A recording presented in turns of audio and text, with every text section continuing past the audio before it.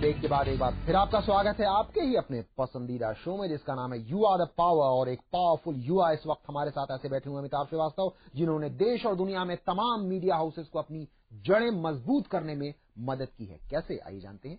आपकी शुरुआत तो हुई थी एक 5 सितारा होटल से, लेकिन फिर आप मीडिया में कैसे पहुंच गए अमिताभ? प्रेस में जाने का बड़ा शौक था और वो एक इच्छा को मैं करीब 6 साल तक तो दबा पाया और होटल में 6 साल नौकरी की, परंतु उसके बाद मुझसे नहीं दबाया गया। और चूंकि जैसा हर घर में प्राय होता है कि रोज शाम को बातें होती है देश विदेश में क्या हो रहा, तो हमारे घर में भी बातें होती थी।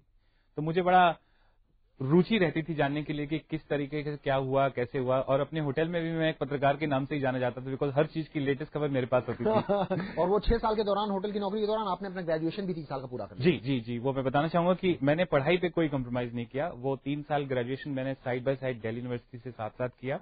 उसके अलावा मैंने कुछ डिप्लोमास किए इफेक्टिव कम्युनिकेशन पे, बिकॉज कम्युनिकेशन हर जगह आपको काम देता है। और होटल जैसी जगह कुछ फॉरेन लैंग्वेज में भी मैंने अपने आप को लगाए और फ्रेंच में एलिमेंट्री कोर्सेज किए। परंतु जब मैं 6 साल कंप्लीट कर गया और वो आग भड़कने लगी मीडिया में आने की, तो एक दिन इत्तेफाक था कि मैं एक व्यक्ति से बात कर रहा था और अचानक वो भी किसी बड़े ही मीडिया समूह के पदाधिकारी थे और उन्होंने बताया कि चूंकि आप इतना जानते हैं तो आप तो ये बड़ी बेहतरीन चॉइस होंगे मीडिया के लिए, तो आप क्यों नहीं अपना लक ट्राई करते।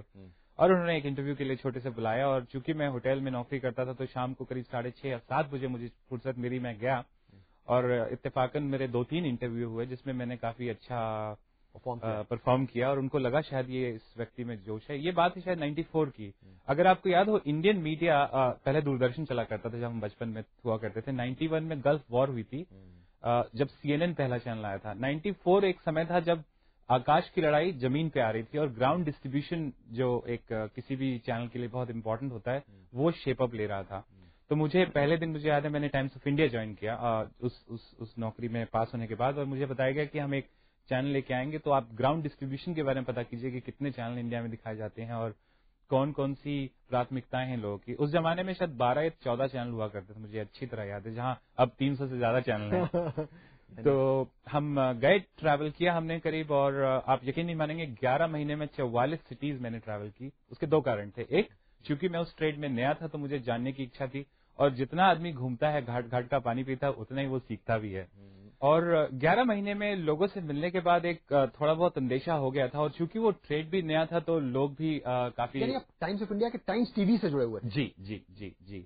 उन दिनों टाइम्स टीवी एक फिल्म फेयर फेमिना और एक फिल्म फेयर अवार्ड बनाया करता था, जो अभी भी वो बनाता है, और एक चैनल लाने की आशा कर रहे थे वो लोग। पर चूंकि मैं वहां सिर्फ 11 महीने था तो ज्यादा मैं कुछ कर नहीं पाया, सिवाय इसके कि मैंने ट्रैवल बहुत किया और खूब घुमा और खूब लोगों से दोस्ती की।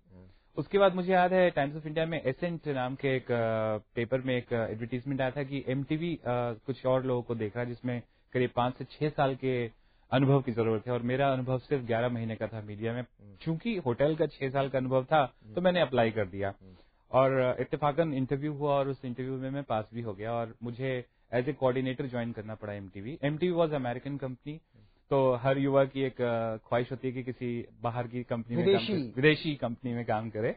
तो मैंने विदेशी कंपनी ज्वाइन की और MTV उन दिनों इंग्लिश चैनल हुआ करता था और मैं नॉर्थ इंडिया में काम करता था, जो एक हिंदी स्पीकिंग बेल्ट है।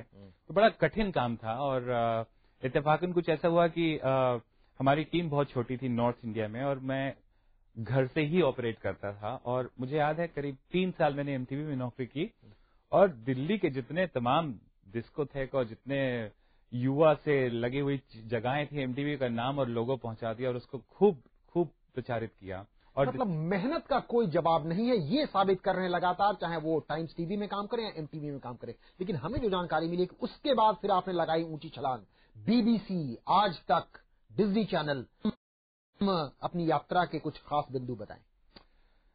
MTV में मैं नॉर्थ इंडिया देखा करता था और जब मैंने BBC ज्वाइन किया तो मुझे नॉर्थ और ईस्ट इंडिया मिला। तो मैं ज्योग्राफिकली अपने एरिया को बढ़ा रहा था और वही मेरा गेम प्लान था। और इत्तेफाक कुछ ऐसा हुआ कि सिर्फ चंद महीनों में ही BBC में मुझे नेशनल मैनेजर का खिताब मिल गया, जहां मुझे पूरा भारत, न केवल भारत पर साउथ एशिया का पूरा देखने का मौका मिला। और वो एक बहुत बड़ा टर्निंग पॉइंट था मेरे ख्याल से। लेकिन एक थोड़ी सी दरख्वास्त ये कि बीबीसी का मतलब लोग जो गांव में रहते होंगे वो समझते होंगे बीबीसी रेडियो, जो टेलीविजन देखते हैं वो बीबीसी वर्ल्ड। आप जरा स्पष्ट कर दें कि आप किस भूमिका में थे बीबीसी से जुड़े हुए? मैं बीबीसी वर्ल्ड वाइड में था। बीबीसी वर्ल्ड चैनल जो टेलीविजन चैनल था, मैं उसमें था। मुझे आज भी एक बड़ा अच्छा सा एक अनुभव याद है कि दून स्कूल के प्रिंसिपल से मैं मिलने गया था और उन्होंने मुझे बताया, जिसपे मुझे बड़ा आश्चर्य हुआ कि दून स्कूल में वो दिखाया जाता था बीबीसी ताकि बच्चों की अंग्रेजी सुधरे। क्या बात है। और बीबीसी थोड़ा प्रचारित इसलिए था क्योंकि उसमें ब्रिटिश इंग्लिश होती है और चूंकि हिंदुस्तान ब्रिटिश शासन के अधीन था तो हमारी जो अंग्रेजी वो ब्रिटिश इंग्लिश ज्यादा मिलती है बजाय सीएनएन अंग्रेजी। चूंकि विदेशी चैनल में करीब 5-6 साल हो गए थे और मैं एक स्वाद चख चुका था, तो मेरे देशभक्ति ने मुझे ललकारा और कहा कि एक बारी फिर से देशी चैनल आते हैं। उन्हीं दिनों एक चैनल, एक आधे घंटे का न्यूज स्लॉट आता था आज तक दूरदर्शन में, और आधे घंटे की न्यूज को एक सपना था कि 24 घंटे का चैनल बनाया जाए। और उस पूरे ब्लूप्रिंट में मैं चूंकि शुरू से ही लगा हुआ था और मुझे मौका मिला। और एक और कारण था कि अब तक मैं अकेला काम कर रहा था, यानी एमटीवी में और बीबीसी में मैं अकेला ही काम करता था। आज तक में मुझे मौका मिल रहा था कि मैं अपनी टीम को बनाऊं। और वहां आज तक में आपकी रिस्पॉन्सिबिलिटी थी कि जब चैनल आएगा आज तक का तो आप उस चैनल को घर घर पहुंचाएंगे।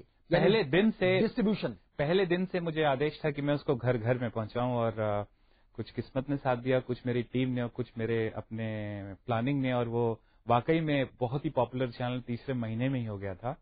और उस डिस्ट्रीब्यूशन के अलावा मुझे एक और रिस्पॉन्सिबिलिटी मिली ब्रांड मार्केटिंग की, कि आज तक का जो ब्रांड है वो ऑन एयर है, ऑफ एयर ब्रांडिंग कैसे की जाए कि उसको धीरू भाई अंबानी भी जाने और एक रिक्शा वाला भी जाने।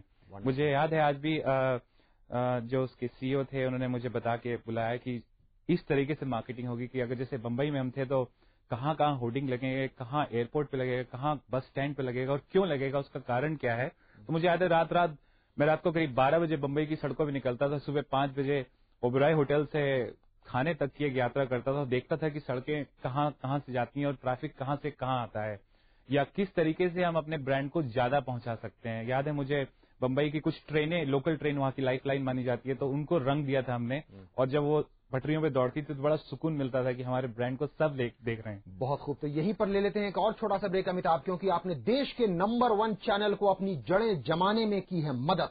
लेकिन अमिताभ केवल एक टेलीविजन और मीडिया के तमाम बड़ी चीजों से जुड़े हुए तो रहे हैं, लेकिन इन दिनों वो एक और कमाल कर रहे हैं। अंतर्राष्ट्रीय जगत में मीडिया जो छाई हुई है उसको भारत में पहुंचाने का काम कर रहे हैं। कैसे, ये भी हम जानेंगे ब्रेक के बाद। और ब्रेक के बाद हम ये भी जानेंगे कि एक और मशहूर अमिताभ को आप जानते हैं, अमिताभ बच्चन को। अमिताभ बच्चन और अमिताभ श्रीवास्तव में किस तरीका का क्या है रिश्ता, ये भी हम आपको बताएंगे इस छोटे से ब्रेक के बाद।